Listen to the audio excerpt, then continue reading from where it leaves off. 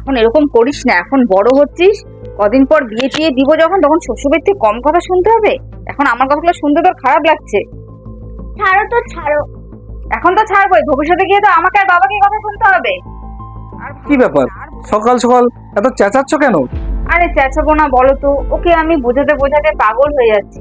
আজ বাদে কাল বড় হবে, বিয়ে দিব, তখন কি শ্বশুরবাড়ি থেকে ওর জন্য কথা শুনবো আমরা? তুমি একদম ঠিক বলেছো। কাল বেঁধে পরশু আমার মেয়ের যখন উপযুক্ত বয়স হবে, তখন তো আমরা মেয়েকে বিয়ে দিয়ে দেবো। কিন্তু তুমি কিন্তু আমাকে একটা জিনিস মনে করাবে, বিয়ের সময় আমি মেয়েকে একটা কথা বলতে চাই। কি গো, কি কথা? কথাটা হলো যে, আমি মানুষের বাচ্চা দেখে তোকে বিয়ে দিলাম, আর কিছুদিন পরে ওই মানুষের বাচ্চাটার ভিতরে তুই যদি জানোয়ারের রূপটা দেখতে পারিস, তাহলে ভুলে যাস না, তোর বাবার ঘরের দরজা তোর জন্য সবসময় খোলা থাকবে। এটা তুমি কেমন কথা বলছো? মেয়ে বিয়ের পর বাপের বাড়ি চলে আসবে, এটা কি ঠিক দেখাবে? এই কথাটা আমি কেন বললাম, মেয়েকে তো বিয়ে আমরা আবার দিতে পারবো, কিন্তু মেয়ের যদি জীবনটা চলে যায়, আমরা কি মেয়েকে আর ফিরে পাবো? তুমি একদম ঠিক কথা বলেছো।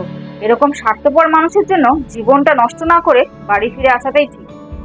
আর আমি এটা সমস্ত মা বাবাকে বলতে চাই যে মেয়ের বিয়ের সময় মেয়েকে এই কথাটা অবশ্যই বলবে। আর আপনাদের কি মনে হয়, আমি কি কথাটা ঠিক বললাম? যদি আমার কথাটা আপনাদের ঠিক মনে হয়, তাহলে অবশ্যই ভিডিওটাকে শেয়ার করে আপনাদের প্রিয়জনকে এই তথ্যটা জানিয়ে রাখবেন কেন।